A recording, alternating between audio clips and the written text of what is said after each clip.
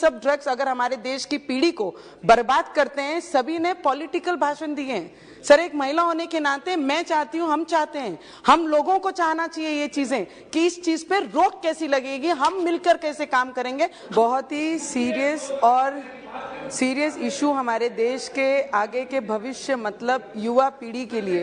ये चर्चा जो परमिशन दी गई है 193 जो हमारे देश में ड्रग्स एब्यूज को लेकर है, मुझे लगता है पंतप्रधान जी का पहले सभी ने बहुत बहुत दिल से धन्यवाद करना चाहिए, क्योंकि जो प्रोग्रामिंग देश के प्राइम मिनिस्टर के अंतर्गत जो देश में मिनिस्ट्री ऑफ हेल्थ वेलफेयर और मिनिस्ट्री ऑफ सोशल जस्टिस इसके माध्यम से पूरे देश में सेंटर्स के द्वारा जितने भी सेंटर चलाए जा रहे हैं उसके माध्यम से जितना कंट्रोल कर सकें उस पे ड्रग्स पे कंट्रोल लाने की कोशिश कर रहे हैं। पर उसके कहीं इन एंड आउट, ये पूरे प्रोग्राम में जो सबसे ज्यादा सहभाग जिनका है आंगनवाड़ी, आशा वर्कर और महिला मंडल और कई एनजीओज जो इसके लिए काम करती हैं कि यंग पीढ़ी जो हमारी इसमें पूरी इन्वॉल्व है उसके लिए उनको किस तरीके से ये ड्रग्स एडिक्ट से बाहर निकाला जाए, उसके ऊपर जो काम करिए। विशेष करके सर, अगर वक्त रहते इसको कंट्रोल नहीं किया जाए तो उसके परिणाम घातक हैं। हमारे देश के एनडीपीसी एक्ट 1985 ड्रग्स संबंधित कायदे के कलम 37 द्वारा लिए गए बेल के प्रावधान के और कठोर करना की जरूरत है और कलम 20, 25, 22, 29 के अंतर्गत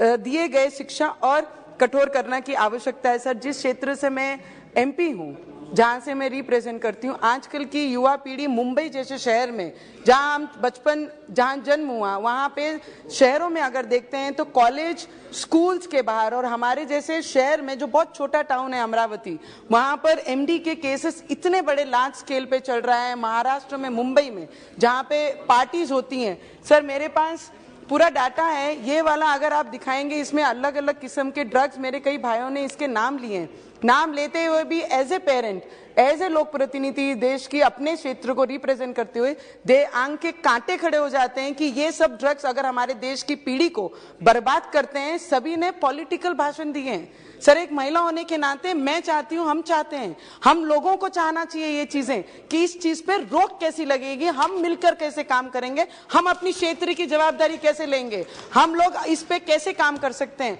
ये पार्टी ने करना चाहिए या वो पार्टी ने करना चाहिए, इसके लिए ये हाउस नहीं है सर। हमारे देश की पीढ़ी, हमारे देश के जवान, हमारे देश के बच्चे, उन्हें इस चीज से कैसे बचाया जाए उस पे काम करना चाहिए। मेरे एक कलीग भाई ने बताया कि अमित शाह जी जहां पर भी उनका नाम आए तो वो काफी है, नाम में ही दम है, नाम ही काफी है। जहां पर भी जो सब्जेक्ट पे वो बात करेंगे, जो सब्जेक्ट वो हाउस में लेके आते हैं, उस पे पूरी ईमानदारी से देश के लोगों का काम करने का काम हमारे अमित शाह जी गृह मंत्री इस देश के काम कर रहे हैं। पर मेरा पीड़ा है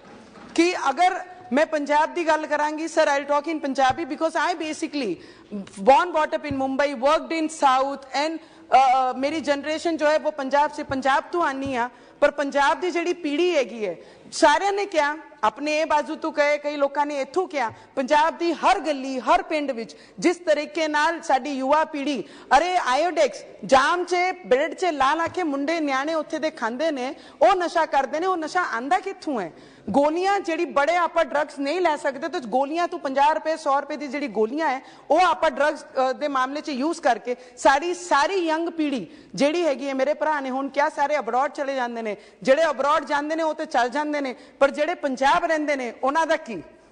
कोई भी ऐसी फैमिली, हर दूजा घर पंजाब विच यह जिहा एक भी न्याणा छुटिया नहीं है जो ड्रग्स एडिक्ट नहीं है। सर, मेरी एक रिक्वेस्ट मेरे होम मिनिस्टर जी नूं रहेगी कि सारिਆਂ ने वक्री वक्री पॉलिटिक्स करते हुए सारियां चीज़ां चखियां ने, पर पाकिस्तान बॉर्डर तो लग्या हुआ साडा पंजाब है। पहले जिहड़ी 5 दरियावां की कहानी पंजाब हुई करती सी, जिहड़ी सुंदर ब्यूटीफुल, जिहड़ी सारे लोग ओदी चर्चा करते से कि एग्रीकल्चर से सारिਆਂ तो बड़े, अज उड़दा पंजाब किवें बन गया, किहदे राज्य च बना, राज्य सरकारां ने की कीता, न्याणिਆਂ दी भविष्य नाल किवें खेलिया, घर तक पिंड तक ये ड्रग्स पहुंचे किवें, इहदे उत्ते रोक लगानी बहुत जरूरी है। और पाकिस्तान तो जिहड़ा भी ड्रग्स साडे देश विच पंजाब विच आ रहा, साडे न्याणिਆਂ नूं सेव कर लो, साडे न्याणिਆਂ नूं पंजाब ते बचाओ। जिवें महाराष्ट्र विच, आज महाराष्ट्र में भी जिस तरीके से पंजाब में है सर, उसी तरीके से महाराष्ट्र में, तेलंगाना में, आंध्रा में, राजस्थान में इस तरीके की जो एक्सपोर्ट की जा रही है, यहां तक पहुंची जा रही है, बड़ी बड़ी पार्टीज कर रहे हैं। इसी में सिर्फ बड़े नाम्स नहीं है, बड़े नाम बाहर आते हैं, पर जो गांव में, खेड़ों में, छोटे शहरों में रहते हैं, वो परिवारों का क्या, जब उनके ऊपर अत्याचार करते हैं ड्रग्स के नशे में, जिनको होश नहीं रहता है, रोड पे सो जाते हैं, रोड समझता नहीं है, ऐसे बच्चों को बचाना बहुत जरूरी है सर। उसके लिए हम लोगों को कार्रवाई करनी चाहिए। अगर आपने डाटा, हमने देखा, जो डाटा मेरे हाथ में देश का 30%, 25% हमारा जो नंबर्स हैं, अगर इतना बड़ा परसेंटेज में अगर ड्रग्स एडिट होता है तो हमारा भविष्य इस देश का कौन से मोड़ पे जा रहा है। उसको कम करने के लिए हम लोगों को सभी को मिलकर, no politics, no party, no leaders, हम सब ने वर्कर बनकर ड्रग्स एक्यूज को, ड्रग्स को बंद करने के लिए किस तरीके से काम कर सकते हैं, उस पे हम लोगों ने।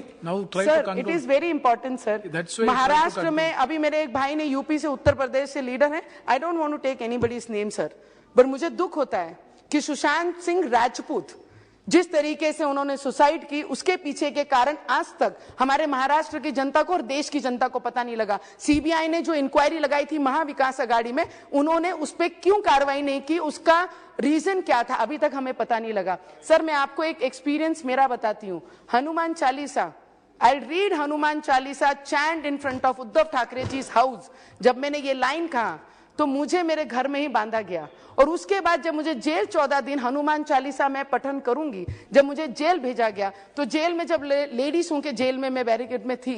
जब 2 घंटे के लिए, आधे घंटे के लिए खाने के लिए छुट्टी देते थे एज ए क्रिमिनल, तो हम जब उनसे बात करते थे, यंग गर्ल्स, एजुकेटेड गर्ल्स,